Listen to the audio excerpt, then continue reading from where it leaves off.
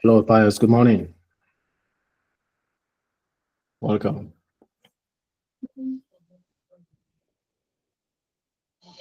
Good morning, sir. Good morning, sir. Good morning. Just stay muted while we wait for the rest to come. Thank you.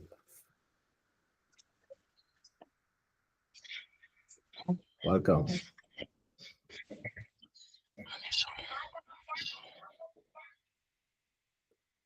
Good morning, Mary. Good morning, James. Welcome. Good morning, sir. Good morning, sir. Good morning, Monday. Welcome.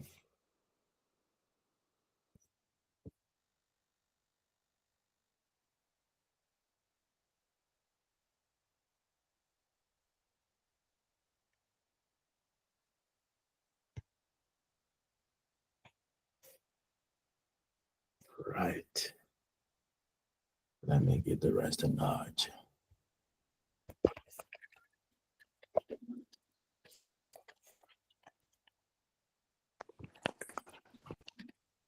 Good morning, sir. Please, sir. We are waiting for others. Yes, we're waiting for others in 4 minutes. I have a question to ask while we are waiting for them, sir. Okay, please go ahead. So, the link, that YouTube link, is it still active for all other class that is missed? Yes, every video that we didn't forget to record, because I noticed in the earlier trainings we didn't record some of them, so we don't have videos for them. But everyone we recorded, we have videos for them on the same link. It's a playlist, so you would see. All right, sir. Let's look at it now while we're waiting, just to be certain. Okay, let me share this the screen. So if you go to the link, you will see this page, and you will see this page that is. Let's click it. So right here at the bottom here, you will see, this list of videos. So I tried to arrange them in the order they happened. So you see, there's the last one we had was 10, and today is M11. So as you can see, we are following the order. It says one unavailable video is hidden. I will check this out later. So yeah, you will always find them in that link. So don't plan to remove them anytime soon. So while we're waiting for the guys to join in,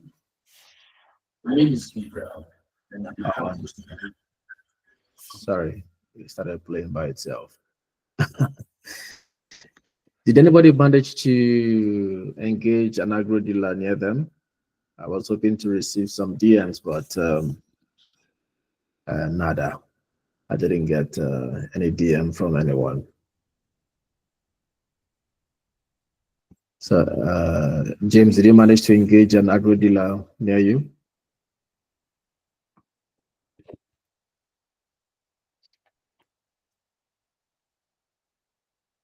James, I thought we were having a chat. Come on, tell me.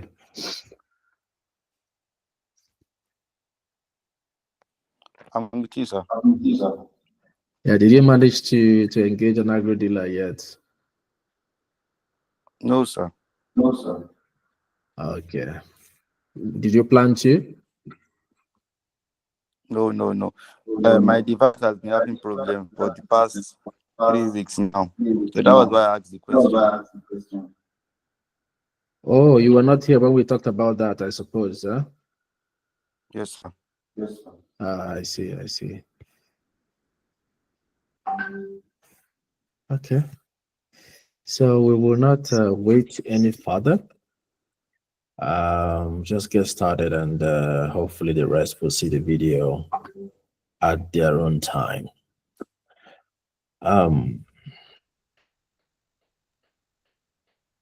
So today I want to, since we are still bidding up, has anyone else made any contact with an agro dealer near them, like we discussed last week?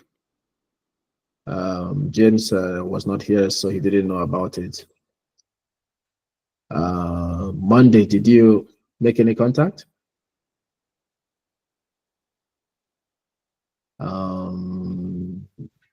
There are 2 Mondays here. Taro Monday, did you make any contact yet with an agro dealer? No, sir. No, sir. No, sir. No, sir. What's the problem, though? Any challenges? Then, yeah, the challenges my phone was down. It's like I didn't follow up with the program that. Oh, okay. Just for the benefit of those who were not here, we had try and watch the video again. It's on the playlist on YouTube. But Okay. we asked everyone to connect with an agro dealer near them, Okay. and the goal is to see, because now farmers will be preparing for dry season farming. So Okay. they will be coming to the agro dealer shop to buy products. So, and the agro dealer shop is, you can stay muted Monday. The agro dealer Okay. shop is near you already. So farmers come from the village to these markets to buy the fertilizer and stuff. So it's like they are coming to you already. And by positioning yourself in the agro dealer shop, you'll be able to interact with farmers and try to see how you can be of service for them. What you are doing essentially is you're building your portfolio, because we talked about building portfolio within this month until the end of the program. When you build your portfolio, you will start delivering some of what you have learned so far. We are very emphatic on the soil analysis. When they are buying fertilizer, your job will be to provide them with soil analysis and recommend what fertilizer they should buy based on the analysis. Now, sequel to that is you will also advise on what type of fertilizer they should apply.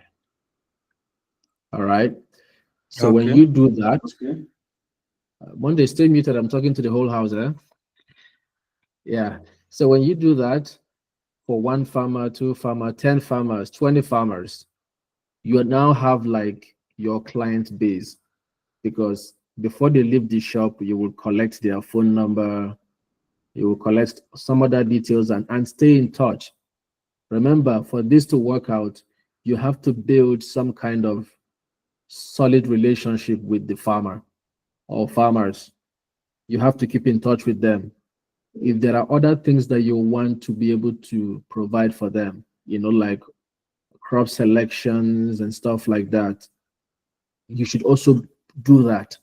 Because in the end, the more helpful you are to the farmer, the higher the chances that he becomes a customer, someone that pays for this advice that you are rendering. So if you miss that, it's not late. And we said that your performance in this building relationship with farmers will determine the next steps after the program. We want to keep some of you in the program, we want to keep some of you in the company, because we think there is a pathway for that. In the group chat, I had shared with you what it looks like in terms of compensation, what one can actually get doing this on a part-time basis until you figure it out. When you figure it out, then you can decide to make this a full-time role.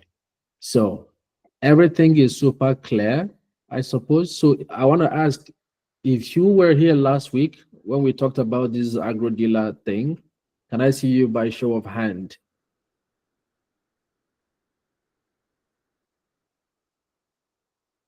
I know some people who are here. Okay, Monday over, can you tell us, have you made any contact yet after Monday, Mary? Monday over. Monday over, Mary. I will take yourself. Good morning. Good morning. Good morning, Monday over. Go ahead. Yes, sir. I tried reach somebody, but the person was telling me that he get back to me due to network. Okay. Yes, sir. Okay. The best idea would be to go to the market itself. If you make a phone call, it might not work. You have to go to the market. They have to see you. You have to connect with them beyond just a phone call. I'm telling you, this is, if you look at our first or second topic, we talked about being a positive influence. You have to be where they are. You cannot make a phone call and expect a result, okay? Try and go to the shops. There are many shops like that all over the country. Visit them, genuinely express your interest to work with them. Okay, sir. All right, please try it today. Try this week. Thank you. Mary, Thank you. Thank you, sir. I've not reached out yes, to Mary. any farmer on that, sir. It's because the place I'm staying is somehow far to the market, and the place that I should have go, the place they mostly speak Hausa, and I can't explain myself to them because of the language that they understand, sir. I see. That's a fair reason. That's a fair reason. So now that you've mentioned this, I think we can explore another way for those who have a language barrier. Some of the agro dealers, they are online already. They have like Facebook and social media platform. Could you, for those who have language barrier, could you at least try to connect with them on social media? Last week, one of them reached out to me, which I connected to one of our staff to help on board. So apart from going to the market, the agro dealers themselves are online already, some of them. So maybe you can try that option. You can just post something around, how they say, help me retweet kind of tweet or post. You say, I'm looking to connect with anybody who sells fertilizer or retail fertilizer or seeds and stuff like that. Anyone that knows, please connect me, share for more reach. In that way, your post can actually reach the person and the person will reach out to you, All right, stuff sir. like that. Appreciate. Anyone else want to share? Any success story from outreach to agro dealers? I assume not. In any case, let's get to it. So today I want to revisit the soil analysis tool, because I noticed that quite a handful of us need some help with that. I must also say that I have a hard stop at 10 o'clock, so my other colleagues will carry on from wherever I stopped, which is not a problem, by the way. Let me share my screen and then we will talk about that. YEA. Just a moment.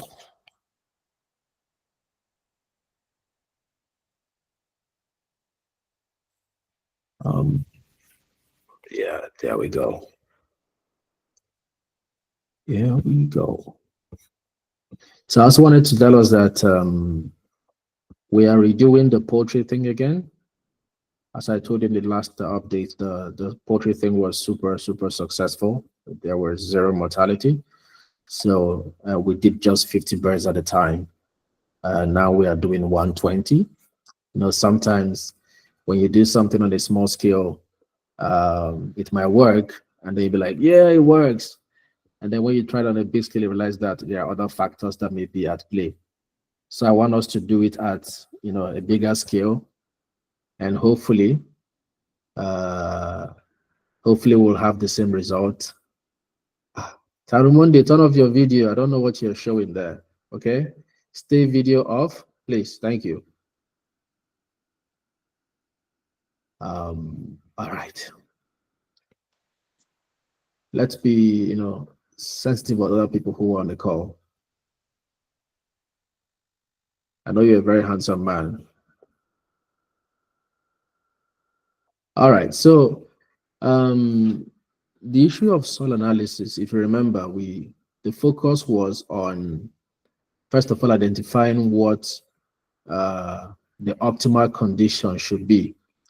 Now, for certain crops, some of the soil nutrients are required in more quantity than the other.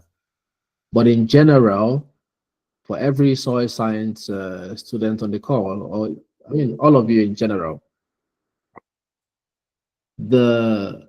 you have to know that every crop, whether it is tuber, grain, trees, they require certain amount of all nutrients. There are about a dozen of them, 14 if I'm correct.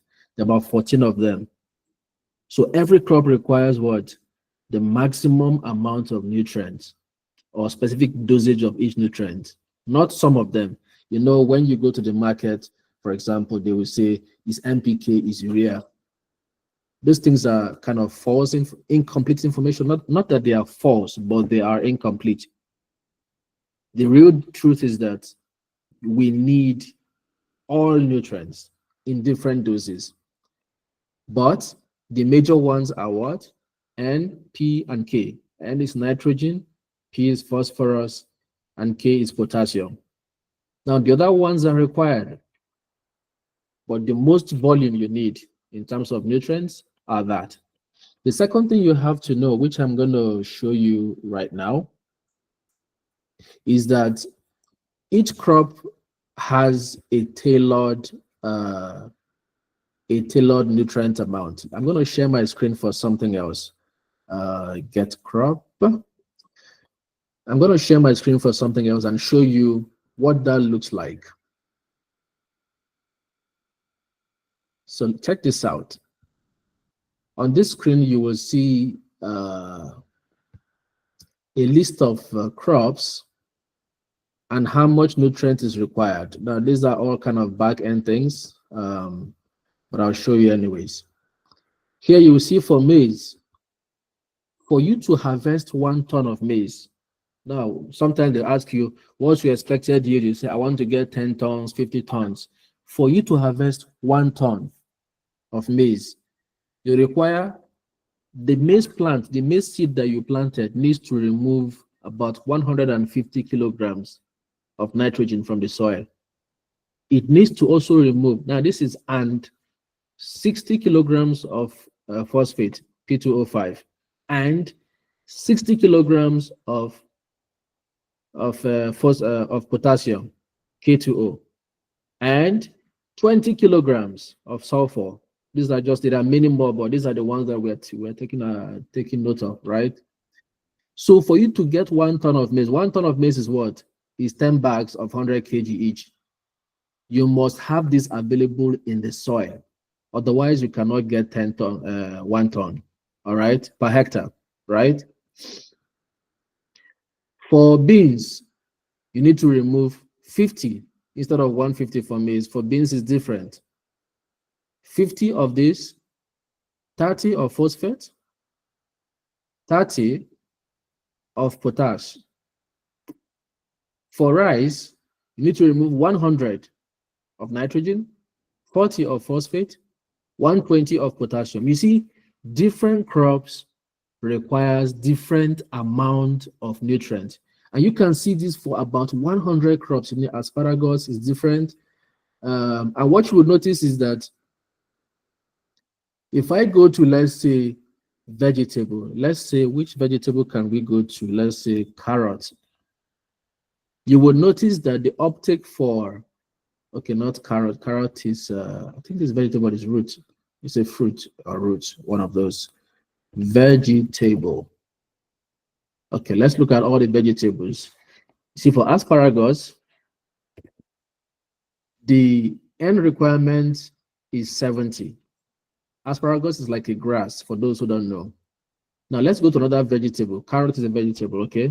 You see, the N requirement is 120. Let's go to another one. Cucumber, the N requirement is 100. Eggplant, 100.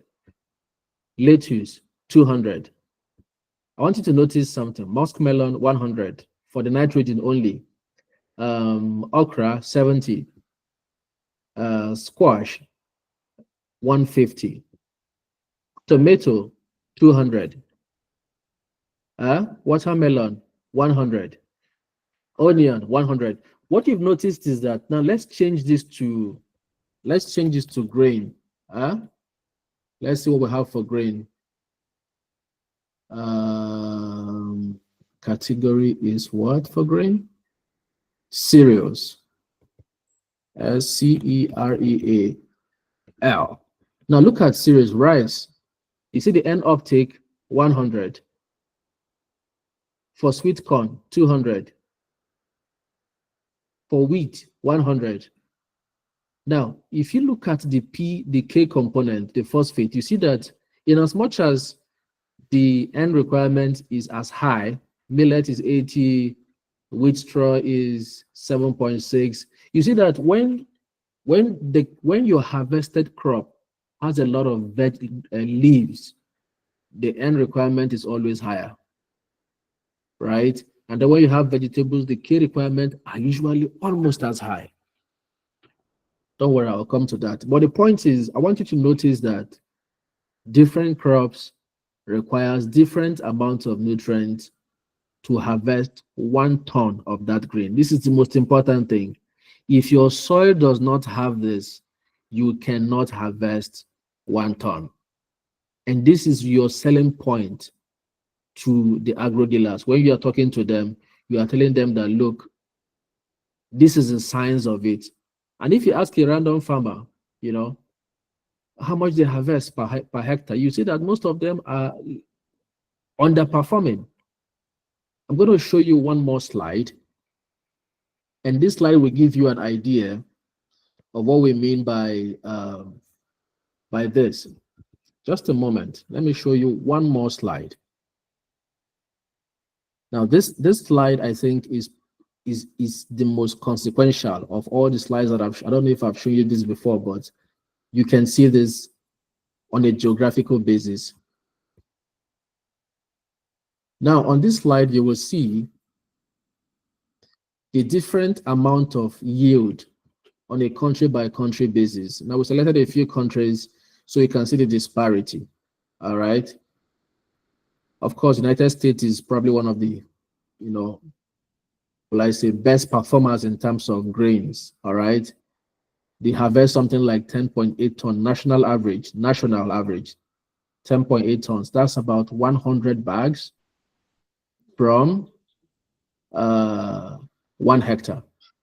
100 bags, 100 bags of 100 kg each from 1 hectare. That is the average, the national average for the United States.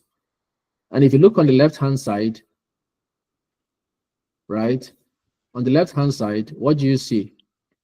130 kilograms of blended fertilizer is uptaken. Now, if you look at Egypt, the second one, Egypt harvests around 75 bags of 100 kg each. Ariko, stay muted, please. Okay, you're interrupting. Stay muted, please. Egypt harvests about 75 bags of 100 kg each. But guess what? They are spending almost 2.5 times the amount of fertilizer that the US is spending. So what does that say? It says that one thing is clear, is that they are overusing fertilizer. This one is clear, right? They are overusing fertilizer, but they are not getting as much result as the USA, even though they are spending almost 3 times the amount of fertilizer. So something is wrong, but I think if you know Egypt a little bit, you can tell that Egypt is a desert area. So the soil texture is highly sandy. So lots of this fertilizer is actually lost because of the nature of the soil. So it's a natural thing for them, even though they are doing something around that to increase the water retention capacity of the soil. But at least you can see what I'm saying. But let's look at this other example, Lebanon. Lebanon, right? This is Lebanon. Lebanon is spending more than the same amount of fertilizer, more than the same quantity of fertilizer as the US. Look at this, 150 and 130. But guess what? They are getting only half of the same result as the US. Look at this. So what this goes to say is that a lot of countries, it's not just Nigeria. Nigeria is probably around this area, right? It's around this area as Congo. This is where Nigeria is. I am not certain that we use 5 kilograms per hectare. I think it's slightly a bit more, but we are getting the same result as Congo. Look at Kenya, the same thing. Uganda, Ethiopia, you know, and so on and so forth. This is Jordan, I think. Yeah, this is Jordan. This is Libya. So it is very important that we understand this soil analysis so that farmers can apply the right amount of fertilizer if they want to achieve the right yield. Now, disclaimer, there are other factors responsible, you know, for this. For example, the seed type is also responsible. If you have the right amount of fertilizer and your soil have the right amount of nutrients, yet you are using the wrong seed, you will still have a poor harvest. So let's be very, very clear on that. So there are two things when we talk about soil, there is the nutrient aspect and then there is the soil moisture aspect. They complement each other. However, it is very important to note that the soil accounts for 45% of your yield potential. 45%. So just by improving the soil quality, both through nutrients and through what? The soil moisture condition, we can increase our harvest by almost double, just by only these two factors. So let's focus on this again, since this is our revisit for this topic. We talked about this before, and we'll talk about it again. When you measure the soil analysis, now there are two ways to do it. One is, which is what every anybody in the academic institution will tell you, do soil testing. That's what they will tell you.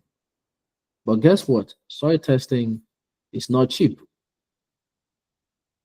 So outside soil testing, what else can we do? That's what we are proposing using digital tools, right? So in your soil testing result, when you get it, look at the organic matter content. The higher it is, the better. So whatever you see in the number there, right? If you see 50 grams per kilogram or 60 or 20, always recommend the person to increase that. So how do you increase organic matter in the soil? There are a few ways.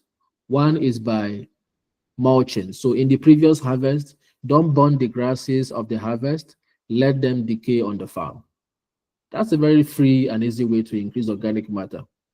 So when the farmer walks into this agro-dealer shop to buy fertilizer and they have not burnt their previous harvest, you advise them to leave it because leaving them behind will increase the organic matter in the farm. Step one. Step two, you look at the pH. pH level should be between 6 to 7, optimal. Now, other people will say 5 point something, right? Those in the laboratory will say 5 point something. But the reason why we always recommend 6 to 7 is because if you use synthetic fertilizer, that's a chemical fertilizer, NPKs and the rest, by the time you apply it to your soil, it will increase the soil acidity slightly. So let's say before you apply the fertilizer, it is 6. After you apply the fertilizer, it will go down to 5 point something.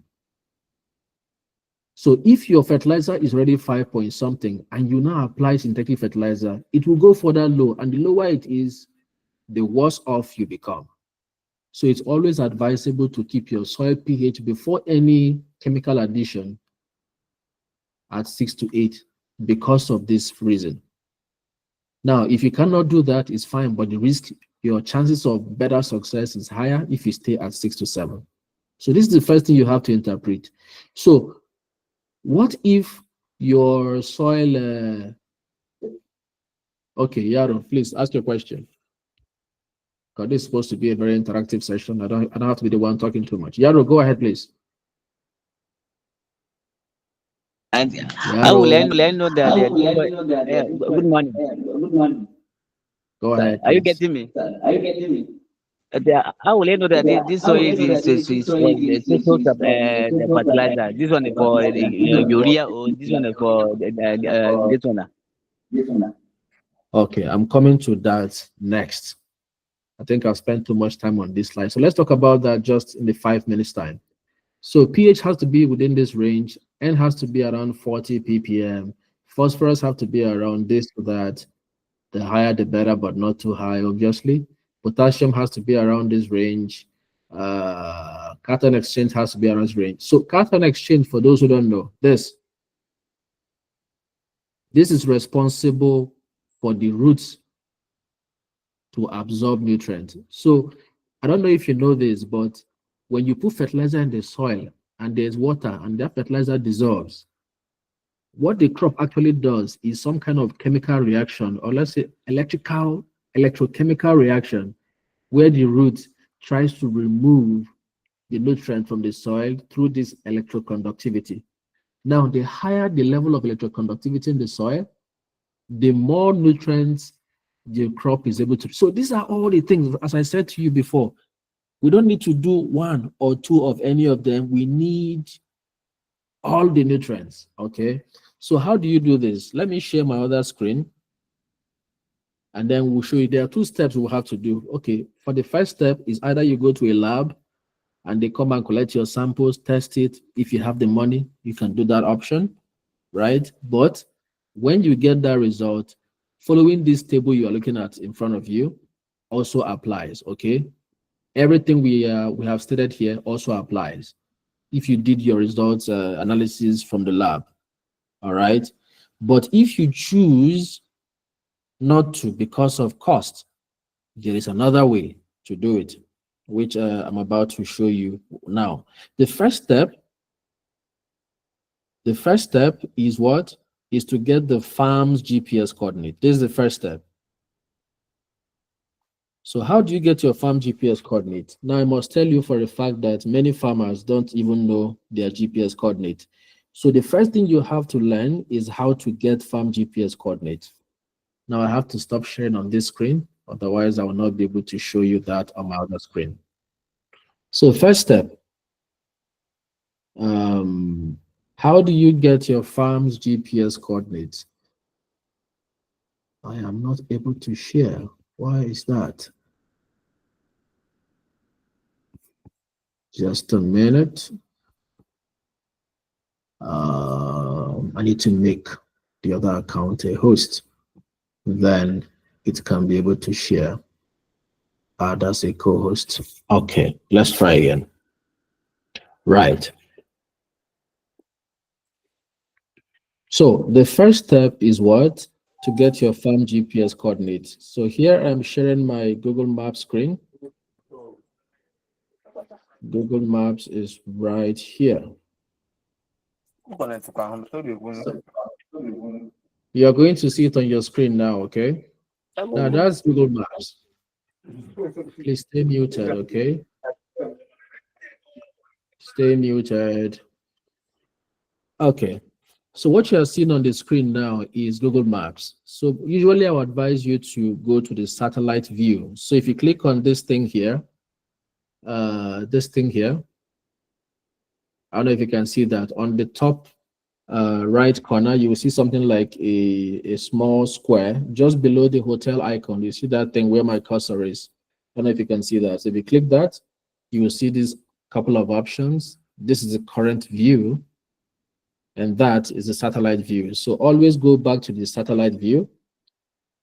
In this way, you can be able to see, trees and stuff like that. You can see the farm, you can recognize features around you. So the first step is to do what? Find the GPS coordinates. So let's say I'm in Nigeria. Right now, I'm not in Nigeria. But let's go to Nigeria. And let's say I am in Ibadan, right? For instance. Now, usually, if you press this other cycle, I don't know if anyone can see that. This one at the bottom right corner.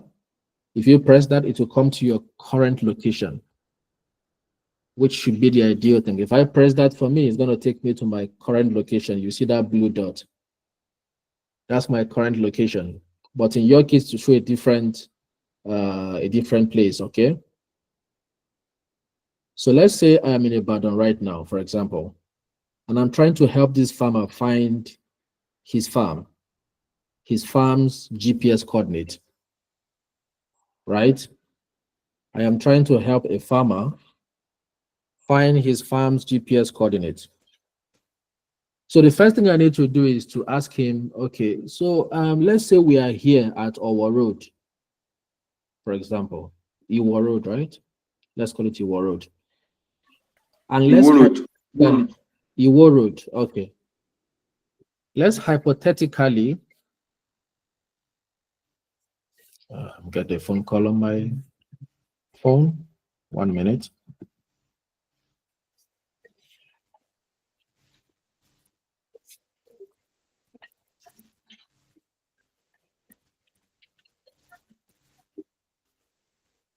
So let's say we are at Iwo Road and I am currently in this location. This is the shop owner's location, for example, right? And the farmer is right there with me. What I would ask him to do is, Madam Oga, can you trace, how do you get to your farm from this location? Then we'll start zooming in or out, right? We'll start zooming in or out. Then now he will tell me, okay, do you keep going down? Then we'll just keep scrolling the map. We just keep scrolling the map. And he will tell me maybe, I'll ask him, is it after this market? He will say, yeah, just keep going. You see, I am trying to locate his farm. I'll just keep going. I just keep going. And then he will tell me, no, just zoom out. Let's go further. I say, okay.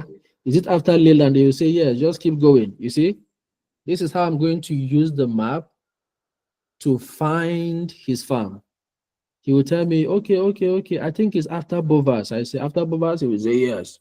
Do I have to leave the main road? He said, no, just keep going. I keep going. Right? And then maybe he will tell me, okay. It's around this place.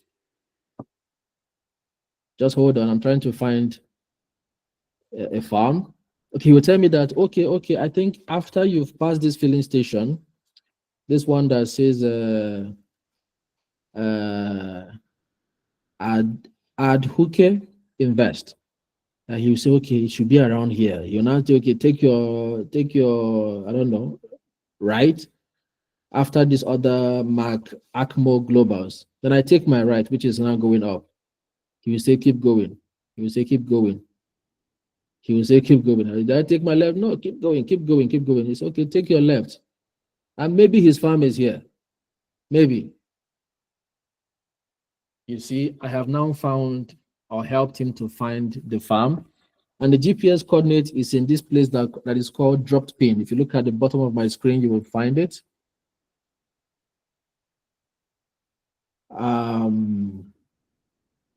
You see that number here, 7.4566.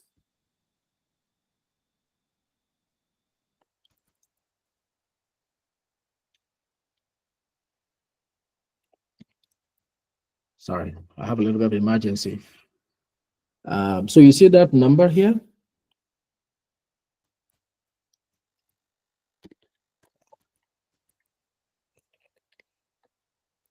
So you just take note of the number. In this case, I just kind of just tap and then it copies. That's it. Just tap and copy. That's it. And then you're going to take this. Oh my God. I have a little bit of emergency. Can you give me 5 minutes? I'll come back to this call. But just before I leave the call, let me show you the next step. I have a little bit of a personal emergency right now I need to take care of.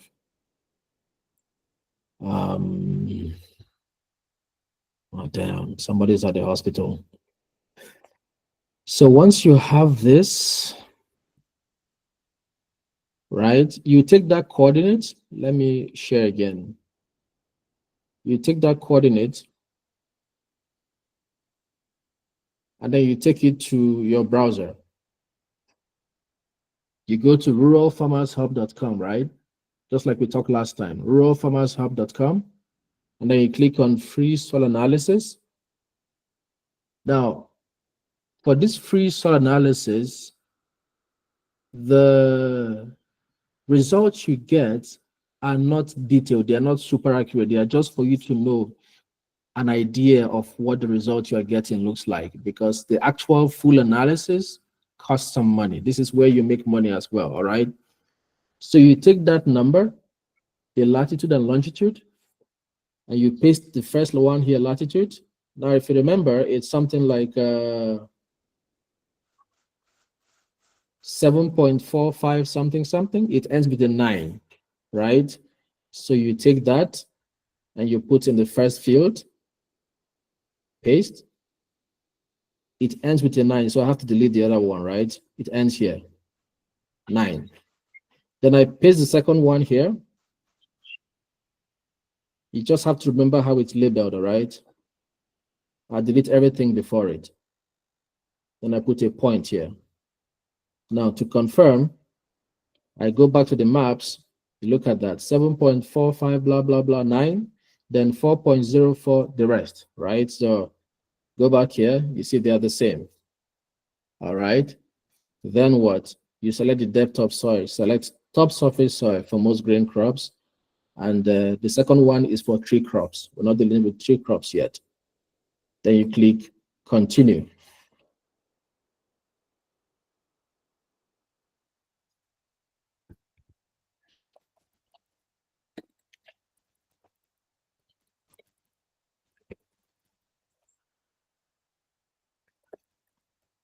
So you see here, the results that we talked about are all listed. So you have the nitrogen level, this, phosphorus, that, this, that. These are just an idea. And then under here, you will see what? The recommended fertilizer that the farmer should buy. So why is that? I'm going to go back to the previous screen that I was sharing, and then we can compare the results. All right. Let's go back to the previous screen I was sharing, because I think it's super important to now compare it with that. Now look at this. This was the previous results, right? I will paste this analysis in the WhatsApp group so that you can have a copy of that and we can compare side by side, okay?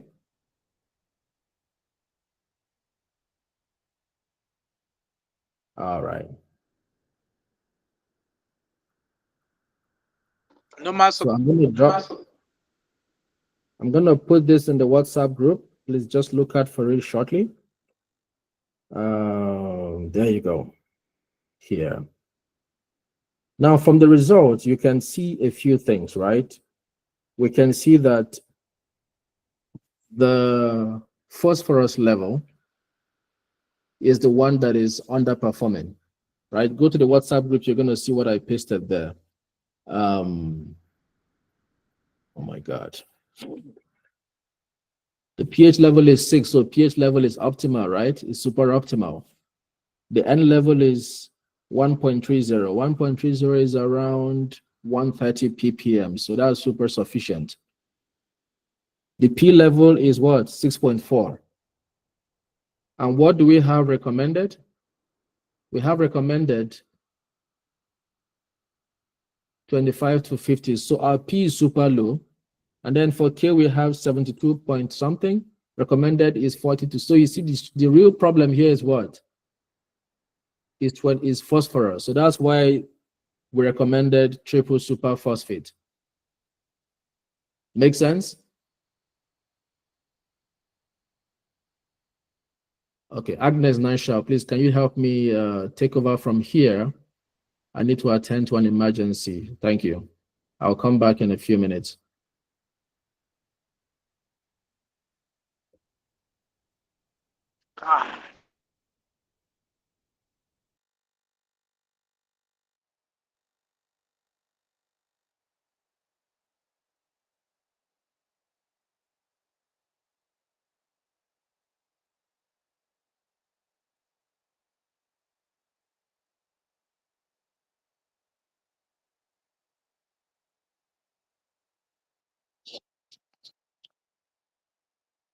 Yes. Good day, everyone. Um, Good day, everyone. Good day, everyone. I just shared the screenshot of the earlier message. That is the recommended uh, quantity of each element that was shared during the meeting. I just shared it on the WhatsApp group so that you can look at it side by side. So that we can look at it side by side. I believe it will be more easier for us to take it up from there.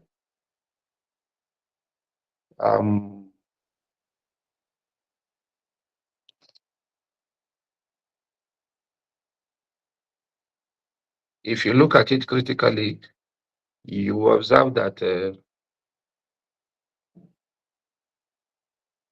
Hello, can you hear me? Please, if you can hear me, can you raise up your hand? I don't know whether my network is super effective.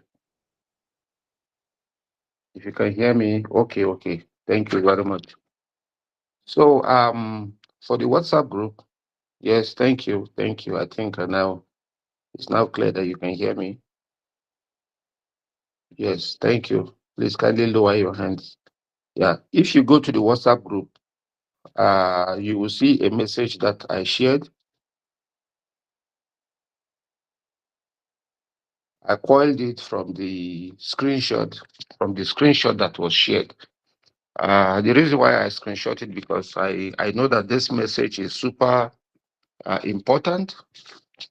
That is the site-specific nutrient management. It's very, very important because that is like the standard. The standard, that is your gauge. What you are going to be using to measure whatever results you obtain from your soil analysis. So the first one is the soil organic matter.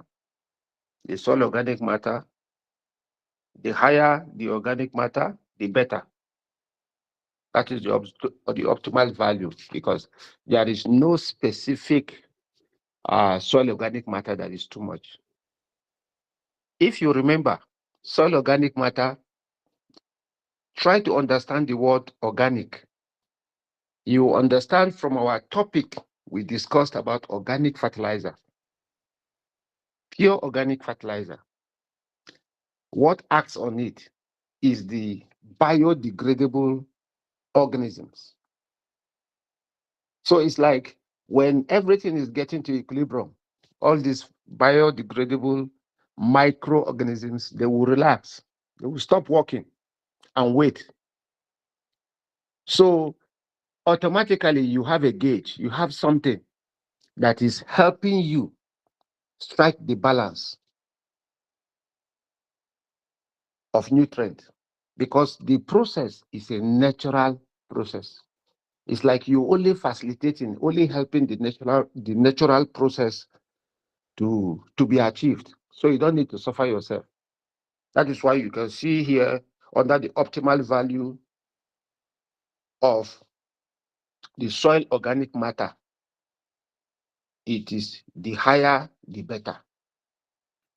When it gets to a particular level, these microorganisms that acts, they will be controlling. That is their job by nature. The next one is the pH. And the value for the pH is 6 to 7. 6 to 7. So if you compare this value with what was obtained as a result of the soil analysis that was just demonstrated, you see the pH is 6. The pH is 6. So in a nutshell, we are within reach, 6 to 7. And we have 6. We are just within reach. Now, the nitrogen is what? 40 ppm. I hope we are following. 40 ppm.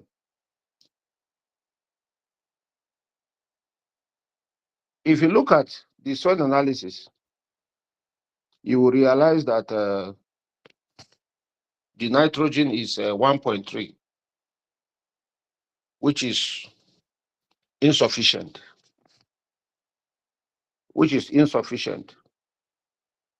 Because when you divide this 40 ppm, the 40 ppm from the standard 40 ppm, which is like 4.0, 4.0. So automatically, the farm is deficient in nitrogen. That is one.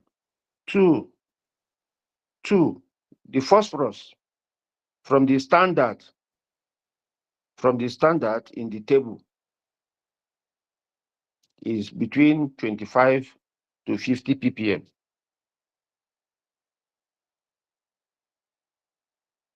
I don't know whether I'm making sense at this point. Hello, please, can somebody, The if net the intervention, can somebody speak up so that we know we are on the same page? I need a volunteer, please.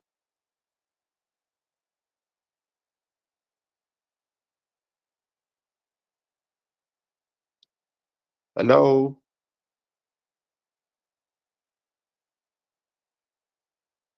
Hello? Yes, I can see Emoshoke. We can hear you, sir. Okay.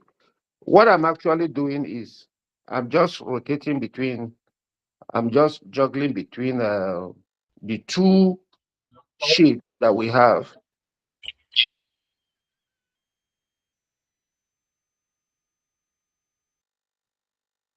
I'm just juggling between the two sheets that we have. That is the sheet for the analysis and the standard. These two document has been shared on the WhatsApp group. That is just the two places comparing the analysis that was done and the standard.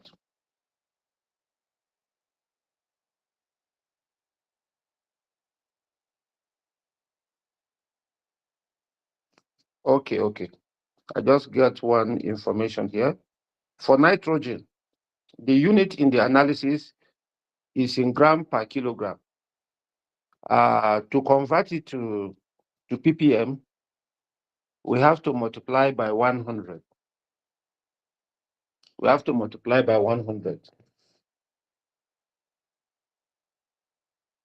to convert the value that we have in ppm. We have to convert by 100. We have to multiply by 100. So let's look into that.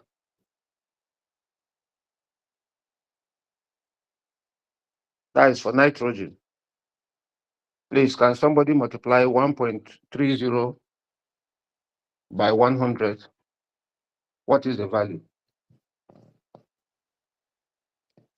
1.30 for nitrogen. Multiply it by 100. I want the class to be an interactive one. That's 130. We give you 130. Pardon? 130. Okay, 130. That's 130 ppm.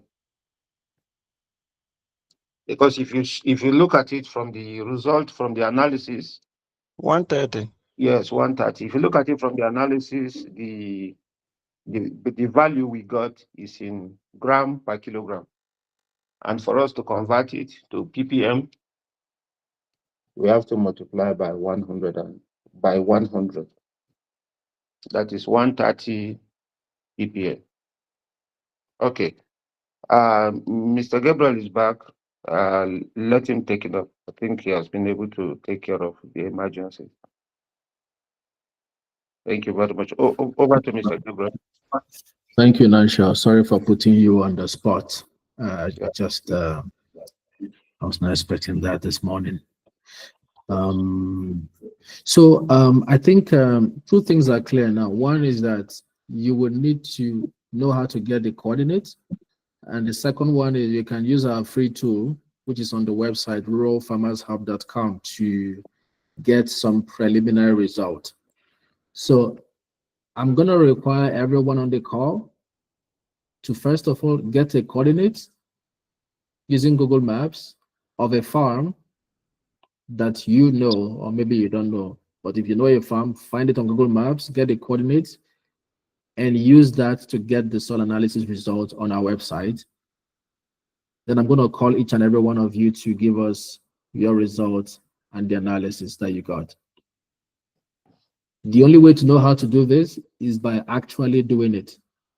No amount of training can help you know how to do it if you don't actually do it. So the first step is you open Google Maps, find the farm that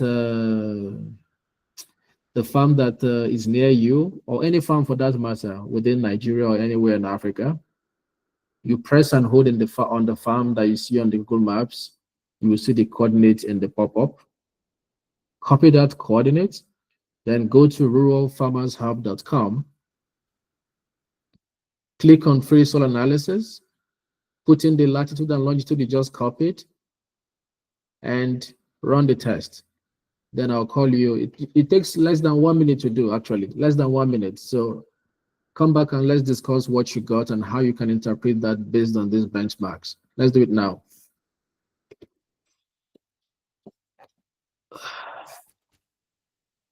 Okay, just to add a little to Mr. Gabriel said, we would remember the earlier information I shared.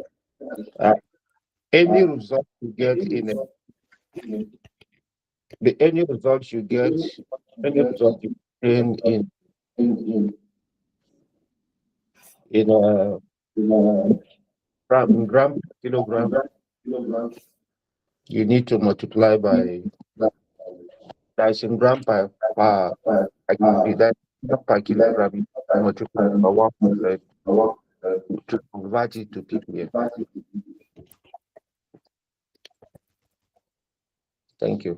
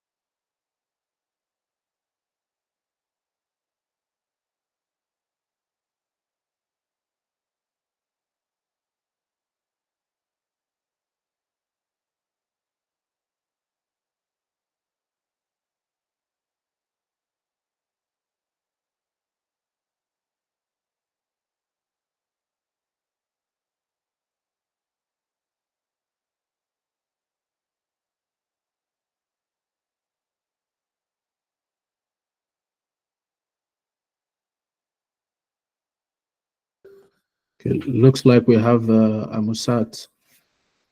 He's finished with his analysis.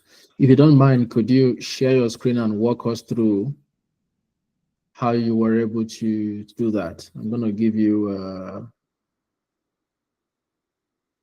sharing permission,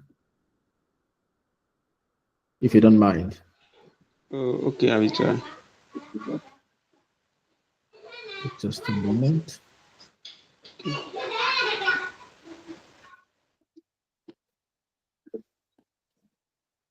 If you are done with your sword analysis, can you raise up your, just keep your hand raised. If you are done.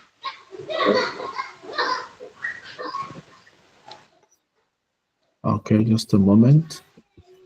I think you should be able to have sharing permission now. So if you don't mind, you could share your screen and show us how you did that and talk us through that.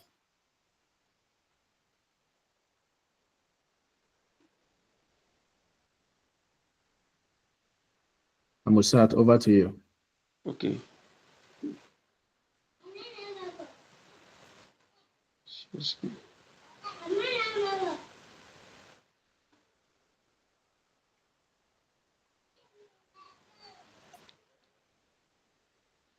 Okay, I am not allowed to share screen right now. Okay, just a minute. I just set it, so it might take a while. But now you're a co-host. Go ahead.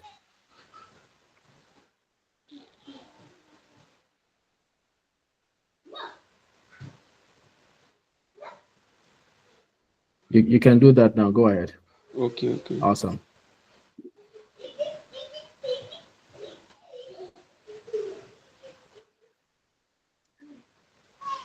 So we'll see how you got the coordinate first, and then you take us to the next step, which is how you did the next step.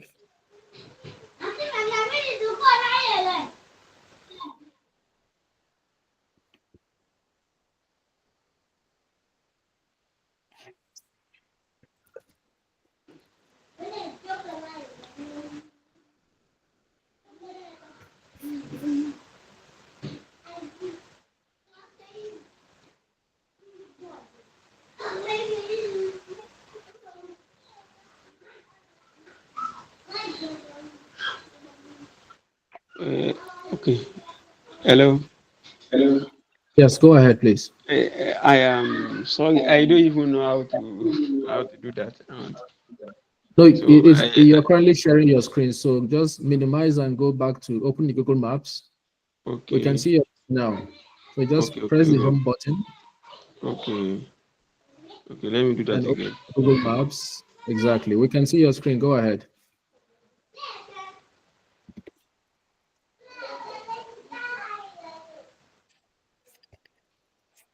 Okay, this is the coordinate, the longitude and latitude.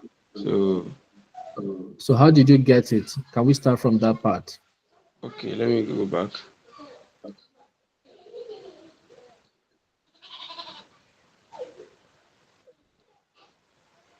So you see that at the right hand side at the top under gas, you see that Yeah, rectangular shape. Click on it. the rectangular shape. There's one rectangle inside a circle, just on the top right corner, under that thing called gas. Okay. I've seen it. Yeah, if you click on it, then you go Yes, to satellite view. satellite. Yes. Then close, click the X to close that.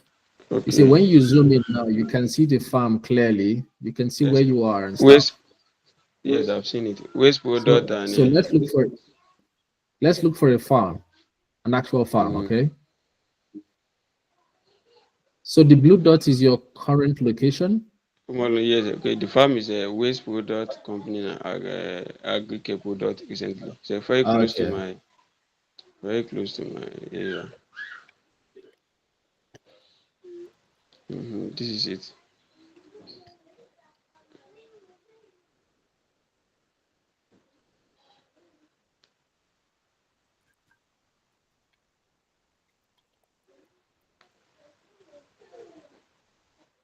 So I want to get the coordinate.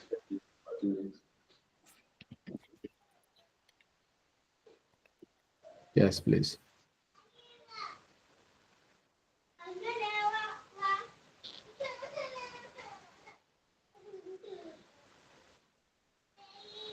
So press again, then click the arrow, drag that thing, the one that says waste product at the bottom, drag it up so you can see the content below it.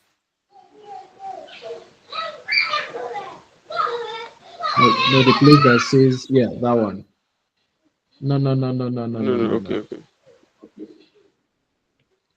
Just, I don't know how to explain this. Like swipe from where you have waste product company at the bottom of the screen.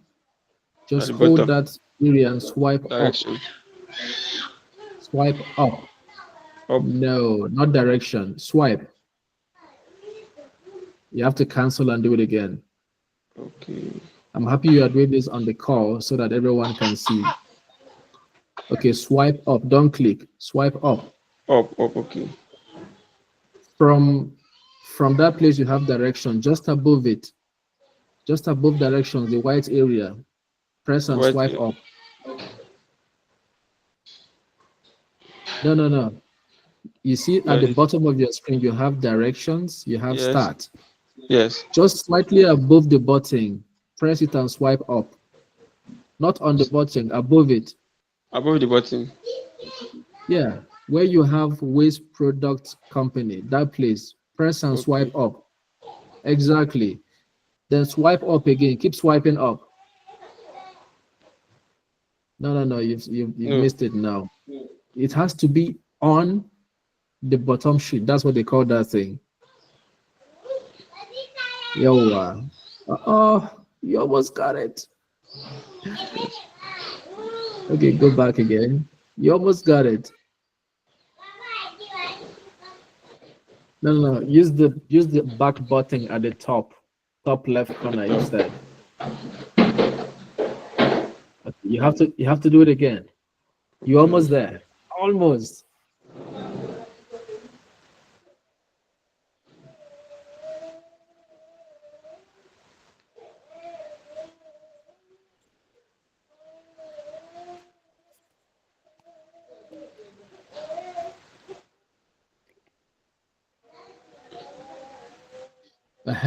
So exactly. So now scroll inside this page. Just scroll a little bit down. Now you see the place you have. No, you've gone too far. See the place you have Okwomalu Street. Okwomalu Street, yes. If you click on it, you should be able to see the coordinates. Click on it. Let's see. I'll click on it. Okay, so I think we'll have to try another way to get the coordinates. Okay, go to that farm again. Click another point.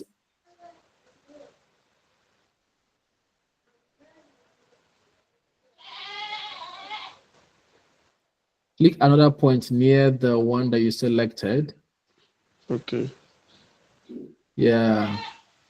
Now, this can be tricky. Another way to do it will be right here. You see, you can see the coordinates clearly in the box there. Yes.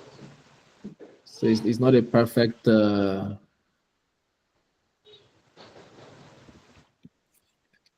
that's the coordinate right there in the box. I don't know if you saw that.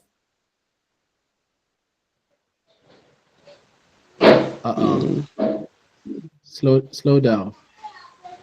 Okay, click on direction. Let's see. Let me see if you can get it another way. Click on directions. Now click on in the box that has waste products company. Click on that one at the top. Uh-oh.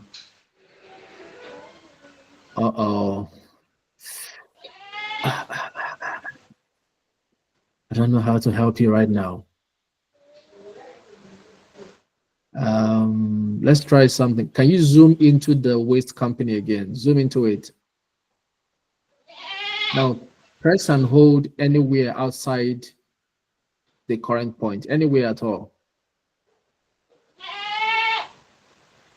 say at the top of the white point on the screen here, at the very top of it. Yes. Press and hold anywhere at the top of the screen in the map area.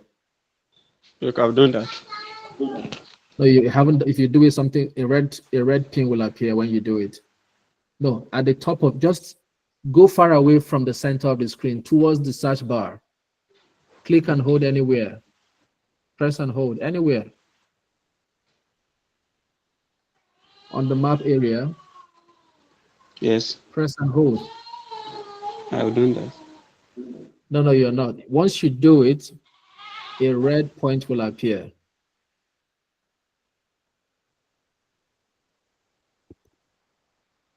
No. There is a telegram now showing. Can you go back to the map? Yes, yes. So, Amusat, on the map Yes. area, you see that place that is brownish. You see, it just happened now. So do it outside the point. Go away from that point. Say at the top of the screen. Just somewhere above it. No, you are clicking on the white point. Click anywhere except the white point. Okay. Press and hold. Press and hold. Click and hold. No. No. You're not pressing and holding. When you press, you leave your finger on it. Let me try explaining to him. Probably he might understand me. Please help me. Yeah. Hello. Yeah. Yes, I'm listening. Yes. What you do? What you do is press with your finger to hold it. Maybe make sure you don't raise your finger at a particular point in the farm. But press and hold. Yeah. About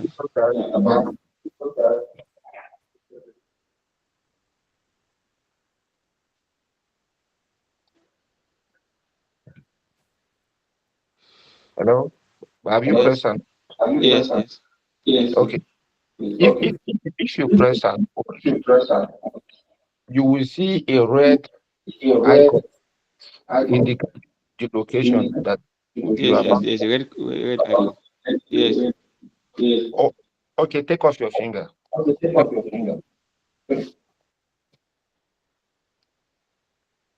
You have done that, right? Yes. Yes. I've Okay. seen a red. Okay. There is you see under drop.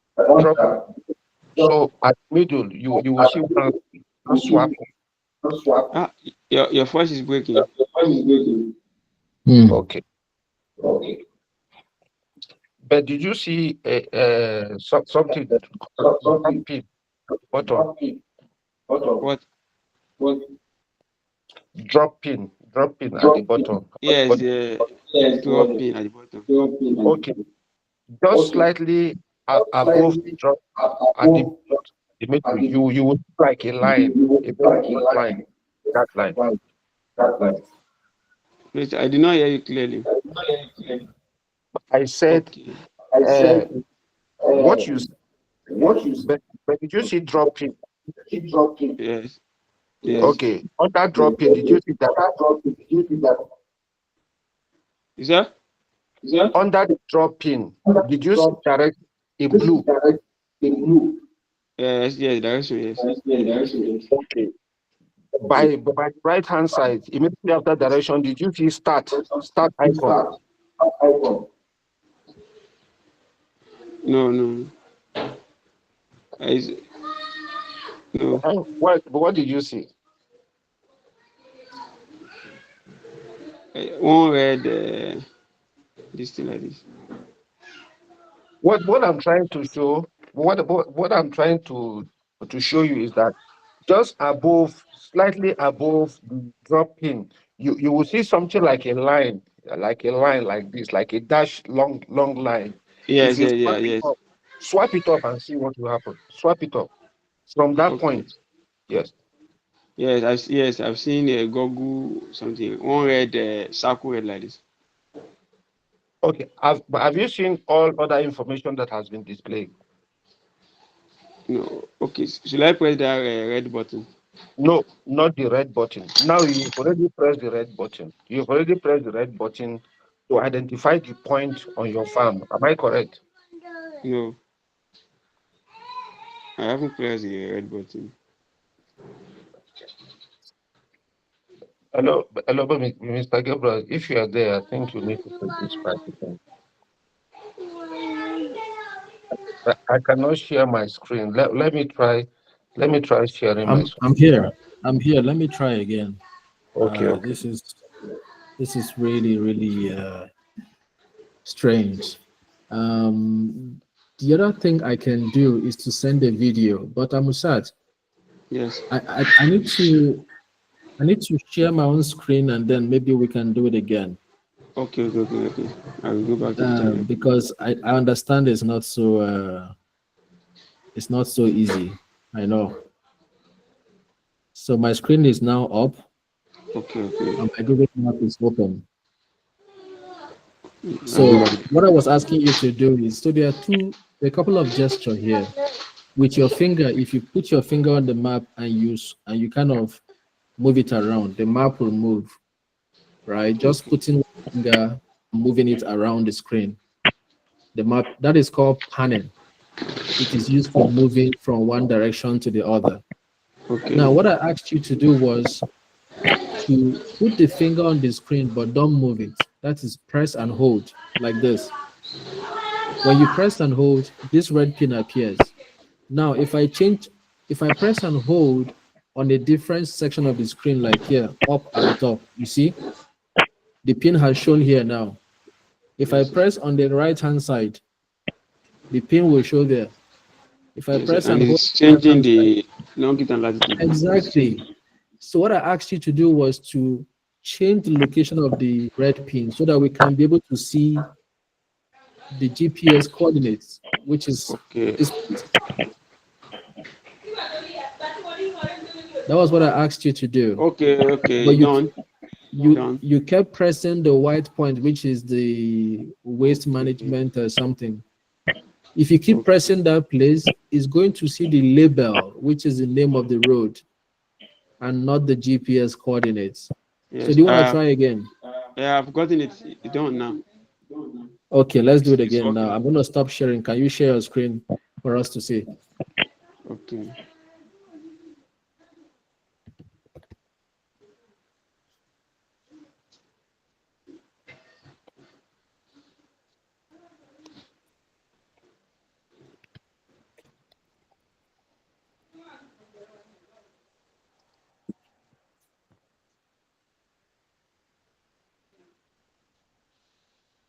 Okay.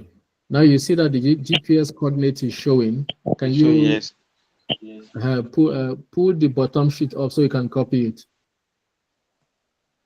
The Okay. bottom sheet is that place that they said dropped pin. That's the bottom sheet. Swipe it up. Up. No, you have to swipe on the dropped pin. On it, not on the map area. Then just tap on the dropped pin. That's it. Oh no. Oh no. Can you take it slowly? Slowly. Okay. Okay. Tap on the place you have 8.69. Just tap on it once. That's it.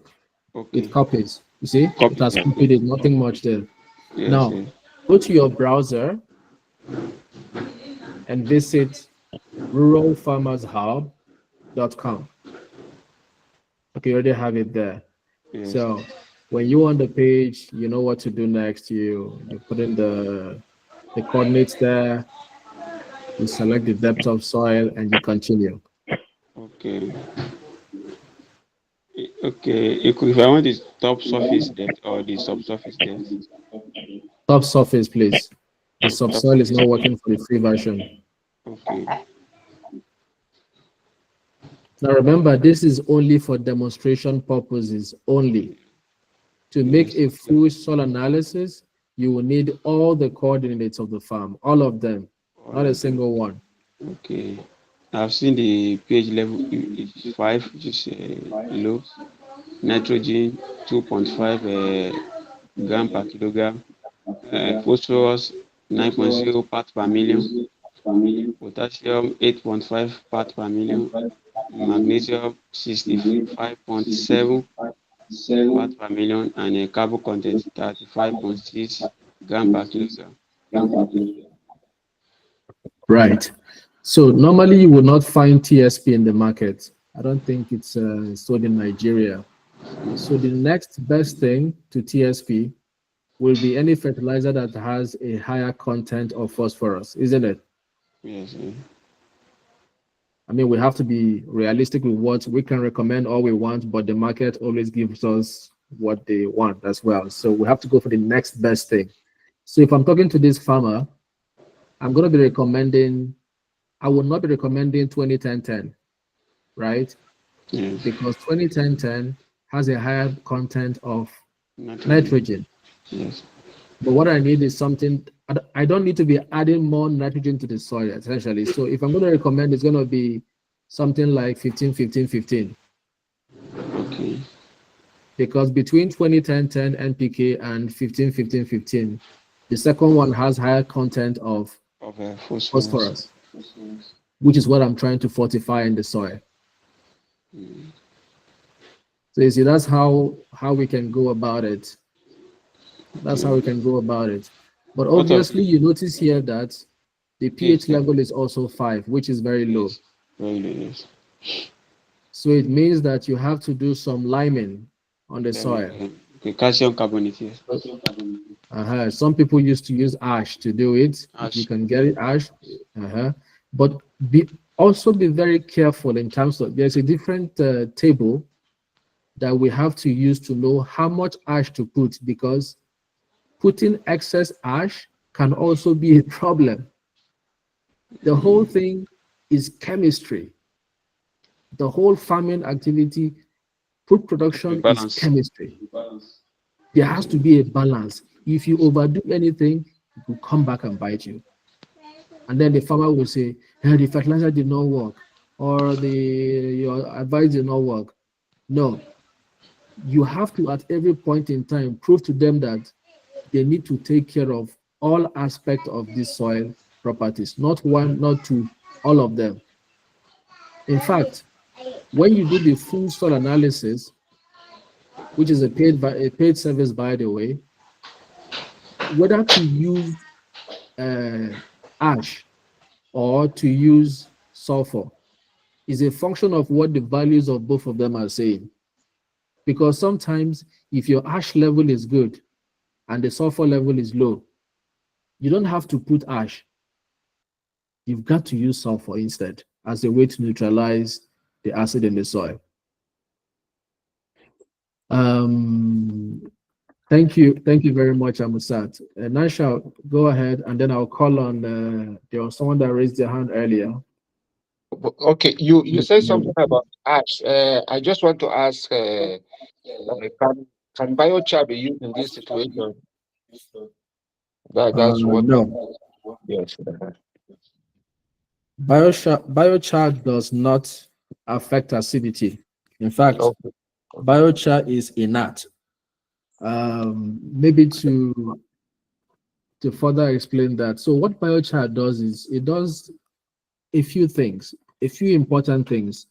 The first one is it improves the quality of the soil. What do I mean by that? It increases the, how do you call it, the air gaps in the soil. That's the first one, because they make the soil lattices a bit more open, so water and air can flow easily. So for example, if you have like a carrot on your farm, biochar will open up the soil so that the roots can find nutrients that are below the top surface soil. So that's the first thing. It improves the overall soil structure. That's the first thing. The second thing biochar does, which is very critical, is that it is electrically neutral, inert. What I mean by that is that biochar is able to retain nutrients inside of itself. So when you put fertilizer in your soil and you have biochar or char in general, carbon, let's call it carbon because that's what it is, and you have like carbon in the soil, which biochar gives you, the biochar will absorb the nutrients within itself and keep it. You know one thing about charcoal, I don't know if you notice, when you put charcoal in water, it does not dissolve and does not absorb water. Isn't that true? So charcoal or carbon does the same thing to nutrients. It can absorb the nutrients.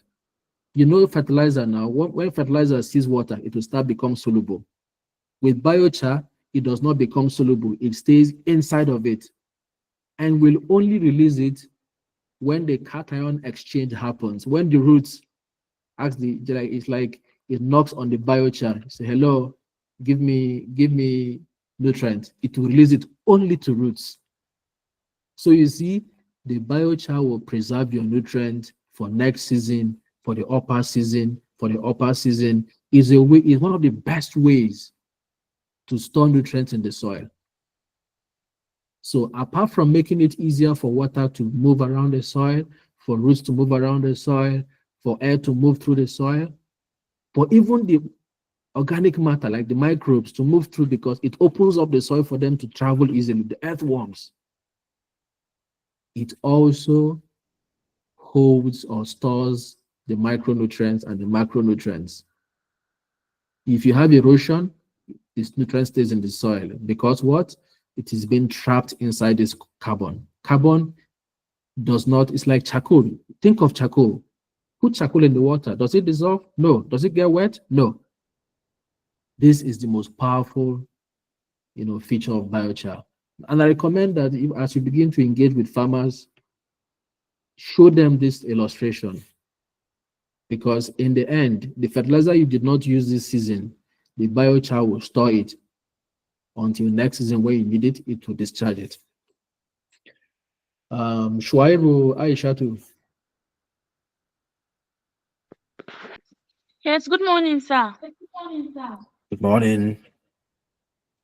Yes, I've gone to the website. I'm not seeing where to put my coordinates. Where to So you have input to my click on the button Free Soil Analysis. Then you can see the place to put it. I did not see free soil analysis, sir. Can you share your screen for us to see? Voila. Can you share your screen for us to see? Sir, they said I'm not allowed to share my screen. Okay, I'm going to give you permission to do that right now. I have another meeting. I'm trying to Aisha to let me look for you on the list. Does anyone else have you can do it now. Go ahead, Aisha.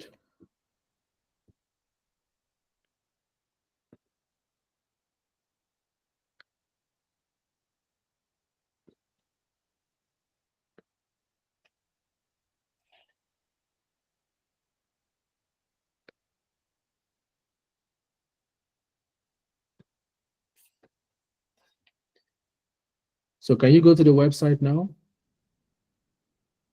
Okay.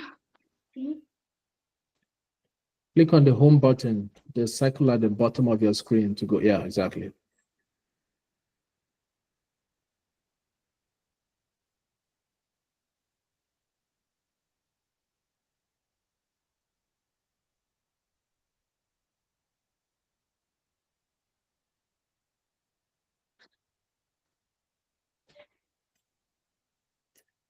Can you go to the browser, the Google Chrome?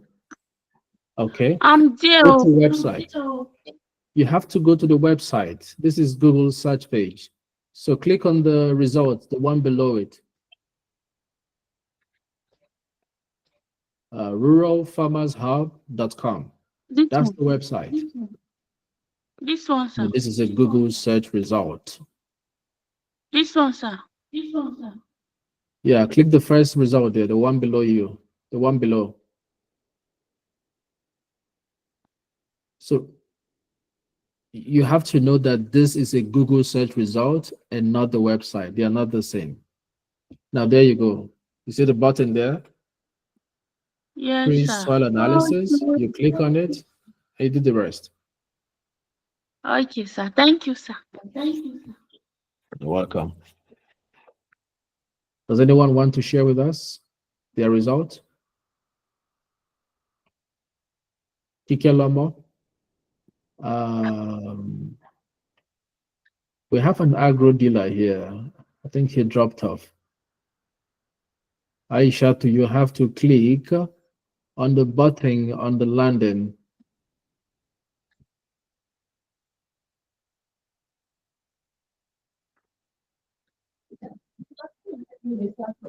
I'm actually attending the class of the road. I'm Okay. on the road right now. I'll do that the moment I get back. Okay. Thank you, sir. Does anyone want to share, or let me assume that it is clear how to get the soil analysis? This is a very critical aspect of beginning the conversation with the farmer. So Aisha, you have to copy the coordinate from the Google Maps first, and then you paste them here. Yes, sir. I have copied it already. I'll soon paste it. Okay, we are seeing your screen now. I hope you know that. No So problem. you have to stop sharing if you don't want us to see your steps. Okay, sir.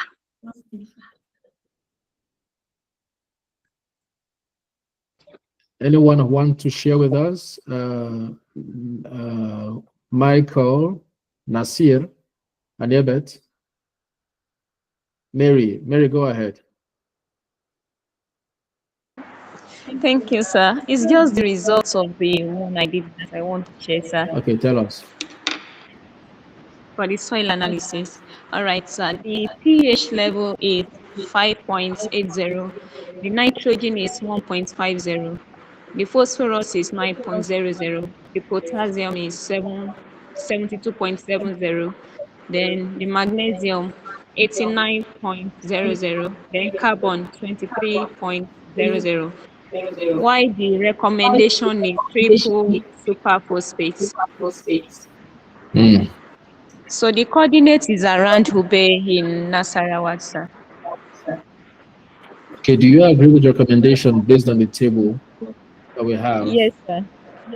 Of bench? Don't say yes. It's not correct now. Something is not right in that result. You should always take everything you see with a pinch of salt. Always have the curiosity mindset to question things. Don't say because we put it there, therefore it's correct. You know? Okay, sir. So you said the pH is what? Okay, so let me check it again. The pH is 5.80.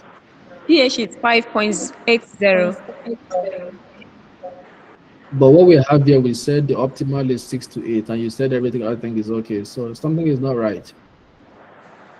Before you invest in fertilizer, you have to fix pH. It's very important. And you missed that one. So you've misled the farmer now, just now. The first thing you check is the pH level. That's the first thing. Because Yes, pH sir. is what determines, what do you call it? It is what determines the efficacy of that reaction.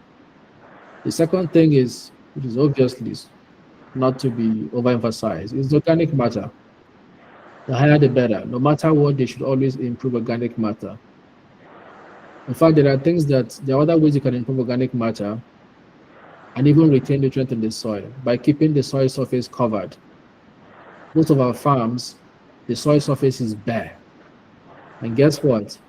When you have elevated temperatures, you are losing nutrients to the atmosphere in the form of greenhouse gases. So there are very little things that we need to get our farmers to know, because they're all consequential. They're all causing trouble down the line. We are losing yields with every little mistake we make. We are losing yields. You know. So please don't mislead any farmer. pH first. All right. That's the first thing we check. Yes, sir. Thank you. Thank you, sir. Anyone else want to add a thought before we wrap this up? Please, if you need anything else, just send a message and we'll try to provide you with support. Otherwise, okay, Nansha, last one, then we'll wrap up. Yes, my is just those for FCT should raise up there. If you are in FCT and you are on this call, can you raise up your why others should bring? Okay, I'm gonna help you with that. I'm gonna post only I'm gonna FCT. post in the group and have them to write you instead. I think it will be faster. But only those on this call. I just need to screenshot. Okay, cool. Yeah, if you are in FCT, please raise up your.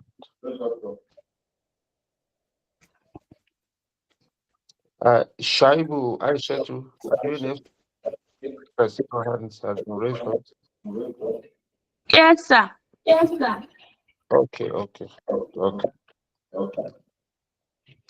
Please, if you are in FCT, can you raise your hand, please? I can see someone shaking this Jimmy. Shaibu,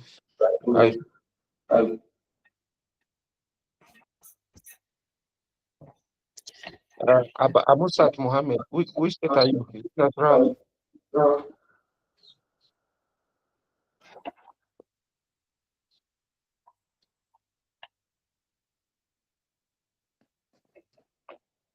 Okay. Elisha, I want to hear from you. I've never heard from you in this whole training. We have just 2 more days and we are done with this whole thing. Can you say something? Elisha, did I say it correctly? Elisha Ejema.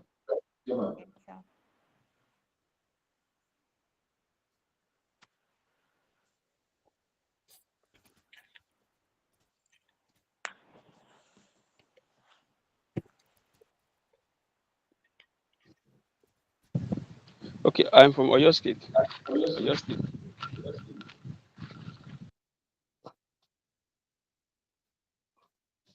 Okay. But did I hear you well? Elisha Ejema. I say you are from state.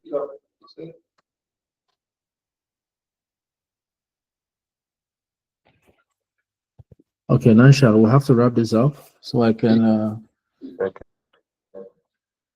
share another call, find another way to reach out to them if you need. In the absence of any other thing else, please send me a mail or WhatsApp message if you need any help, any further support. Thank you, and I hope you enjoy the rest of your day. Bye-bye.